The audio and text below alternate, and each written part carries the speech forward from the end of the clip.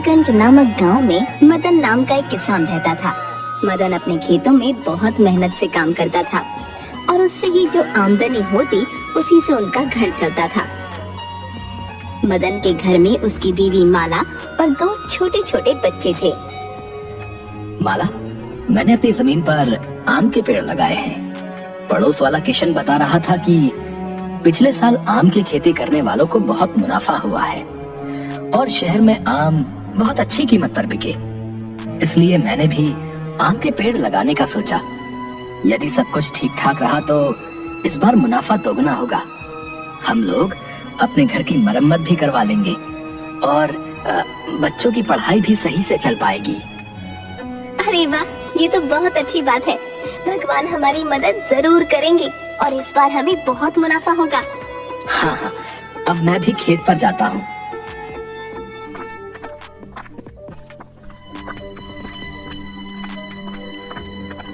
मदन रोजाना अपनी जमीन पर जाकर पेड़ों में पानी देता और उनकी खूब सेवा करता ताकि बहुत अच्छे फल आएं। कुछ महीने बीत जाते हैं और बरसात का मौसम आ जाता है। मदन के आम के पेड़ भी लगभग फल देने के लिए तैयार हो गए थे। मदन के दोस्त किशन का खेत भी वहीं पास में था। दोनों आपस में रोज बातें करते थे। मदन भैया, आपकी जमीन पर पेड़ तो बहुत अच्छे लगे हैं। ऐसा लगता है कि इसमें बहुत अच्छे फल आएंगे। हाँ किशन, मैंने मेहनत तो बहुत की है। अब भगवान की कृपा रही तो फल भी अच्छे ही आएंगे और मुझे मुनाफा होगा। बस भगवान हम सब किसानों पर कृपा बनाए रखे और इस बार तूफानी बारिश ना आए। कुछ गांव वाले कह रहे थे कि इस बार यदि बारिश ज्यादा हो गई तो काफी फसल नष्ट हो जाएगी। बस उन लोगों की बातें सुनकर ही मेरे मन में चिंता बैठ गई है, कहीं हमारी मेहनत बर्बाद ना हो जाए। नहीं नहीं, चिंता मत करो, ऐसा कुछ नहीं होगा। भगवान पर भरोसा रखो। अपना काम खत्म करके किशन और मदन अपने अपने घर चले जाते हैं।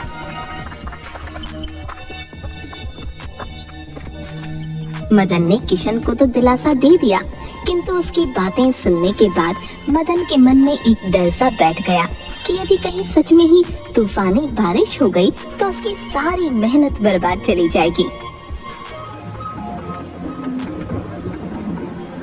एक दिन बहुत तेजी से बारिश हुई। बारिश रुकने का नाम ही नहीं ले रही थी। मदन अपने घर में बैठा बैठा बारिश के रुकने का इंतजार कर रहा था। लगातार 2 दिन से बारिश हो रही है, रुकने का नाम ही नहीं ले रही। मेरा मन बहुत घबरा रहा है। इतनी तेज तूफानी बारिश में तो पूरे गांव की फसलें बर्बाद हो जाएंगी और मैंने जो कितने महीनों तक अपने खेतों पर काम किया है वो सब बर्बाद हो जाएगा। चिंता न करें, ऐसा कुछ नहीं होगा। तुम नहीं जानती, कुछ साल पहले ऐसी ही बारिश आई थी और पूरे गांव के खेत बर्बाद हो गए थे। उस साल गांव में किसी को भी उनकी मेहनत का फल नहीं मिला। यदि इस बार भी ऐसा हुआ तो मुनाफा तो दूर की बात है, हमें खाने के भी लाले पड़ जाएंगे। मुझे कुछ और काम करने को मजबूर होना पड़ेगा। इसी तरह चिंता और सोच में मदन पूरी रात सो नहीं पाता। अगले दिन मदन सुबह सुबह बारिश बंद होते ही अपने पेड़ों को देखने भागता है, परंतु वहाँ का नजारा देखकर उसके होश उड़ जाते हैं। वहाँ चारों तरफ बर्बादी का मंजर था। सभी के खेत और फसलें बर्बाद हो चुकी थीं। मदन सर पकड़कर वहीं बैठ जाता है और रोने लगता है। तभी किशन वहाँ आता है।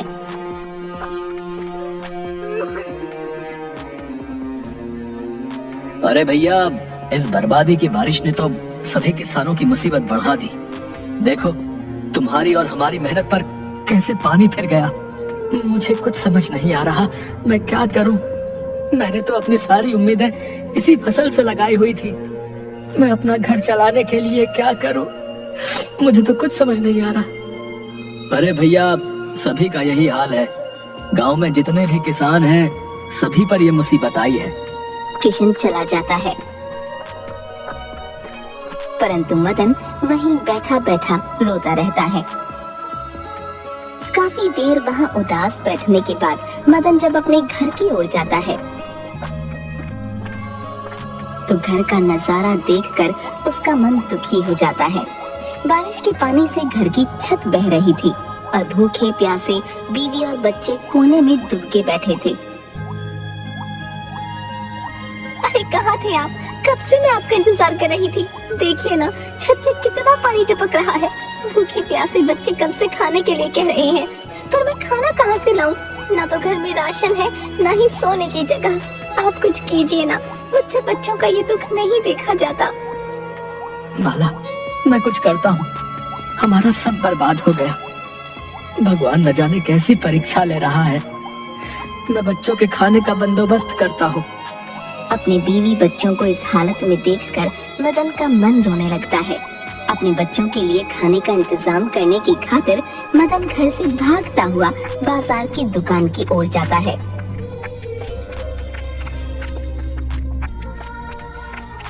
पर बारिश होने के कारण उसे कहीं से भी कोई मदद नहीं मिलती, क्योंकि उस आफत की बारिश में सभी का बुरा हाल था। बहुत भारी मन से मदन खाली हाथ निराश होकर अपने घर की ओर लौट रहा था। तभी अचानक उसे एक चिड़िया के कराहने की आवाज आई। ये किसी पक्षी के रोने की आवाज कहाँ से आ रही है? वो इधर उधर नजर घुमाता है तो उसे एक घायल चिड़िया दिखती है, जो कि दर्द से बुरी तरह कराह रही थी। अरे ये इस नन्ही सी चिड़िया को किसने घायल कर दिया? लगता है ये भी इस बारिश में घायल हुई है। मदन तुरंत अपनी परेशानी भूलकर उस चिड़िया के जख्म को साफ करके उसकी पट्टी करता है और उसे पानी से अच्छे से साफ करके उसे पीने को पानी देता है। कुछ देर में चिड़िया का दर्द कम होता है और वो मदन से कहती है, तुम कितने अच्छे इंसान हो। तुमने मेरी मदद की, मेरी जान बचाई। तुम खुद कितने दुखी और परेशान थे, फिर भी तुमने एक चिड़िया के दर्द को देखा और तुमने उसकी मदद भी की। चिड़िया को बोलता देखकर मदन बहुत हैरान होता है और उससे पूछता है, तुम एक पक्षी हो, फिर भी इंसानों की भाषा कैसे बोल रही हो? तुम साधारण चिड़िया नहीं हो। हाँ, मैं एक जादुई चिड़िया हूँ और मैं तुम्हारी परीक्षा लेने आई थी। मैं देखना चाहती थी कि इतने दुख में भी क्या तुम मेरी मदद करोगे। तुम इस परीक्षा में पास हुए, इसलिए मैं तुम्हें इनाम देती हूँ। तुम मुझसे कोई भी वरदान मांग लो, जो भी इच्छा जाहिर करोगे वो पूरी हो जाएगी। मदन कुछ सोचने के बाद चिड़िया से कहता है, आप तो सब जानती हैं, मेरी पूरी मेहनत पर पानी फिर गया। मेरे पेड़ फल देने को तैयार थे, परंतु ऐसी तूफानी बारिश आने की वजह से मेरी सारी फसल बर्बाद हो गई। आप मेरी कुछ ऐसी मदद करें कि मेरी सारी फसल ठीक हो जाए और मैं इस मुसीबत से निकल पाऊं। मैं तुम्हें कुछ जादुई बीज दे रही हूँ। इन्हें तुम कल सुबह अपने खेतों में डाल देना, फिर देखना तुम्हारे पेड़ों पर सोने के आम लगेंगे। तुम्हारे जो पेड़ बर्बाद हो गए हैं, वे सभी इनके जादू से ठीक हो जाएंगे और उन पर सोने के आम लगेंगे। इसके बाद तुम्हें कभी भी चिंता और गरीबी का सामना नहीं करना पड़ेगा। चिड़िया वो जादुई बीज देकर उड़ जाती है। मदन वहीं बैठा सोचता रहता है, क्या इस चिड़िया ने सचमुच जादुई बीज दिए होंगे? क्या सचमुच मेरे बागों में सोने के आम लगेंगे? ऐसा हो गया तो मेरी सभी मुसीबतें खत्म हो जाएंगी और मैं सुख का जीवन बिता पाऊंगा। मदन घर पहुंचता है। आप कहाँ गए थे? मैं कितनी परेशान थी, आप कुछ कहकर भी नहीं गए। माला, मैं अपने खेतों में गया था। वहाँ सारी फसलें पूरी तरह बर्बाद हो चुकी हैं। मैं वहीं बैठा रो रहा था, तभी कुछ जादुई घटना हुई। ये कहते हुए मदन माला को सारा किस्सा बताता है कि किस तरह जादुई चिड़िया ने मदन को जादुई बीज दिए।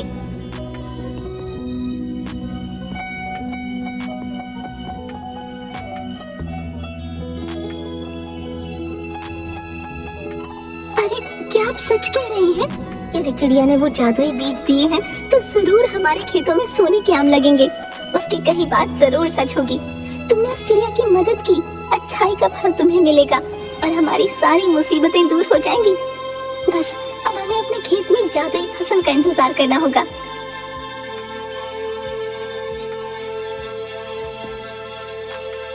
मदन और माला सो जाती हैं।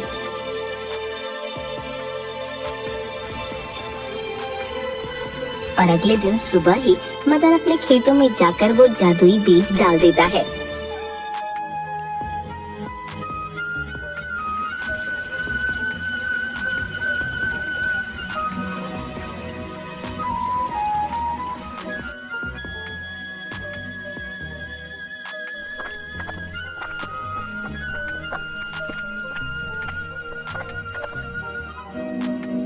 कुछ दिनों के इंतजार के बाद मदन के खेतों में पेड़ों पर सचमुच सोने के आम लगे नजर आते हैं। अरे क्या मैं सपना देख रहा हूँ? यहाँ तो सचमुच सोने के आम लगे हुए हैं। उस चिड़िया की कही बात सच हो गई। मैं जल्दी से ये आम तोड़कर घर ले जाता हूँ और उन्हें तुरंत जाकर बाजार में बेचता हूँ। धन्यवाद भगवान, आपका लाख लाख शुक्र है।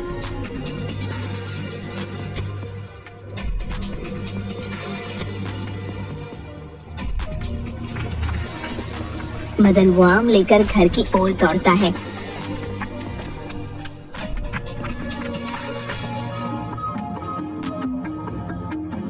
देखो माला, देखो, जादुई चिड़िया की बात सच हुई।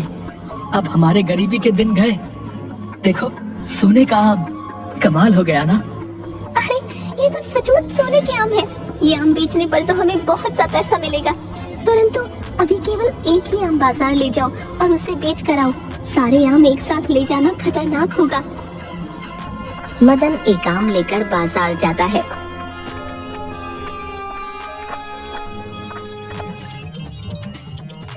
और उसे बेचने के बाद उसे काफी पैसा मिलता है। माला, केवल एक आम बेचने पर ही हमें इतना पैसा मिल गया। बाकी के आम मैं बाद में बेचूंगा। क्यों ना आप खेतों का काम छोड़कर आभूषण की एक दुकान खोल लें? इतने सोने से काफी आभूषण तैयार हो जाएंगे और उस काम में मुनाफा भी बहुत है। हाँ, ये तो बहुत अच्छा आइडिया है। इसके बाद से मदन आभूषण की दुकान खोलता है, जो कि काफी अच्छी चलने लगती है। इसीलिए कहते हैं कि नेकी कभी खाली नहीं जाती। यदि हम किसी की मदद करते हैं तो हमें भी बदले में उस निस्वार्थ मदद का फल जरूर मिलता है।